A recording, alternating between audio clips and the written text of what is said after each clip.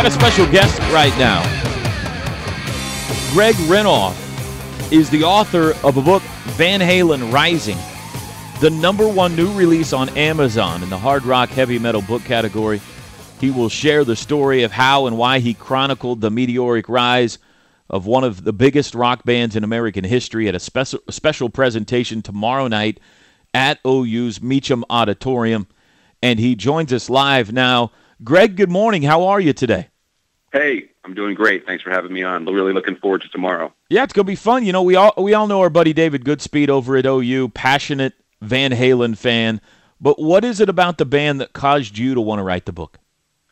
You know, I grew up a giant Van Halen fan and ended up becoming a historian. And when I really started to dig a little bit into the band's past, I realized that the first few years of the band's career before they became nationally famous international stars really hadn't been chronicled. And the more I dug, the more I really got inspired by their story. I think one of the things I really want to highlight tomorrow when we talk in Meacham is just how hard these guys worked, first of all. Nothing was handed to these guys. They form in 1973, and then they go through approximately 5 years of work through record company failures and, you know, being shot down by different executives and not getting the gigs they wanted to become stars. And, you know, for me, that was the real piece that got me motivated, was to think about, you know, if you're told all along, well, you're not good enough, you don't work hard enough, you guys aren't going to be successful, and you just keep going back and back and back to it, I think that's something that everyone can relate to. And, you know, especially you guys being in a giant football city like you are in, you understand that hard work, maybe that last guy in the roster who works his ass off who becomes a starter.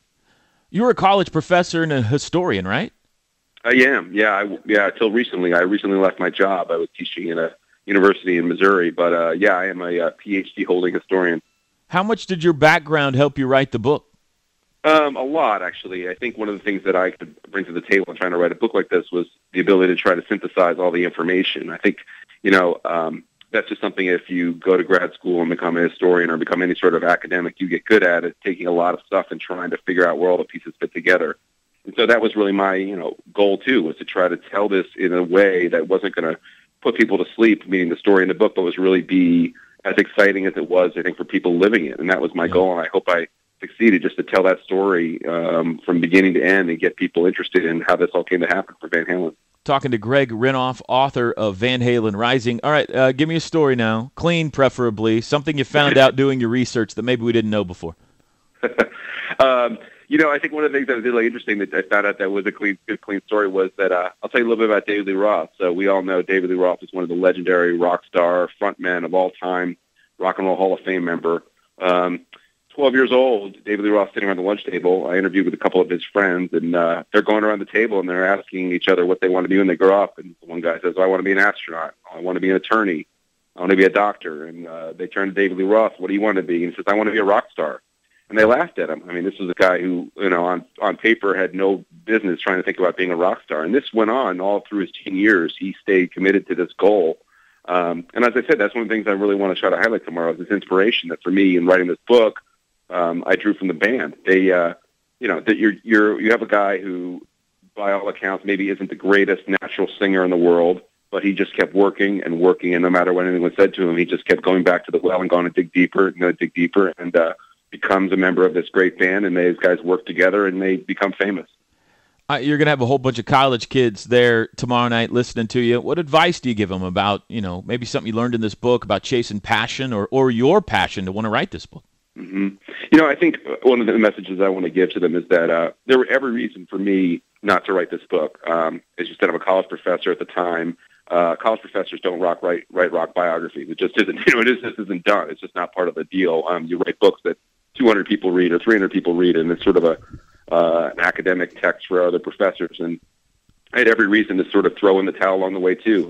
Got some discouraging first responses to people who thought I, you know, probably shouldn't write this book. But I just kept saying, you know, I'm going to do it. And after a while, you start to realize that the biggest obstacle in something like this is yourself. And that's what I really want to try to emphasize to people, is that, you know, the external factors matter. Obviously, you know, if you need to raise money, if you're trying to start a business and you need to raise $1 million, that's an obstacle. That's not something that you can just magically snap your fingers and have happen. But ultimately, if you're willing to work and willing to continue to say, I'm going to make this happen no matter what anyone says, I think, you know, a lot of people who might think they can't find success can find it if they continue just to drive forward with it, no matter what you find is an obstacle in your way. Your book is the #1 new release on Amazon in the hard rock heavy metal category. The others in this category are the artists and bands themselves. How does a former college professor top the guy from Kiss? That's a great question. I mean, I think that's the thing that's kind of surprising to me. I think one of the things that I really brought to the table in terms of writing this book was that I realized that I had to get the word out early about it, that coming from a position where I didn't have a big name behind me, I wasn't famous, that it wasn't just going to be the book was going to land in the press, out the doors of the press and land in bookstores, and it was going to be this, immediate sensation. And so I started networking really, really early with Van Halen fans and just tried to get them to understand my passion for the project, that I was a fan. I was 100% serious about this book. This was no fly-by-night project, and that I just really worked to get people excited about it and said, hey, look, I've got this great material. I've got this great story. I think I've done a good job on it. I hope you like it. Here it is. Check it out. And along the way, you find some people, hey, this book isn't for them, basically. They don't like it, or it's not something they would want to read, and that's okay. You can't get hung up on the people who aren't going to be engaged, but I found like people like David Goodspeed and many other people along the way got excited about it, and they got behind it, and they realized after it was done that there was these years of Van Halen's beginnings that people didn't know about, and it's basically a whole other chapter in the band's story that is now open for people to check out and maybe do more research and write other books about. So that's what I tried to do. Final question, Greg. You know what it is. Mm-hmm. David Lee Roth or Sammy Hagar? Oh, well, yeah, I'm not a Sammy Hagar basher by nature. Just let's be clear about that. But David Lee Roth guy all the way. First time I saw Van Halen in 1984. I'm going to tell a funny story at OU about how I tried to meet David Lee Roth at some point in 1984. It's kind of a funny story. That's awesome. All right, tomorrow night, 6 o'clock, Meacham Auditorium. Come on out, see Greg Renoff, the author of Van Halen Rising. Good stuff. Thanks, Greg. Appreciate it, man. Hey, you're welcome. Thanks. All right, see you later. There you go. There you go, TJ. What do you think about that?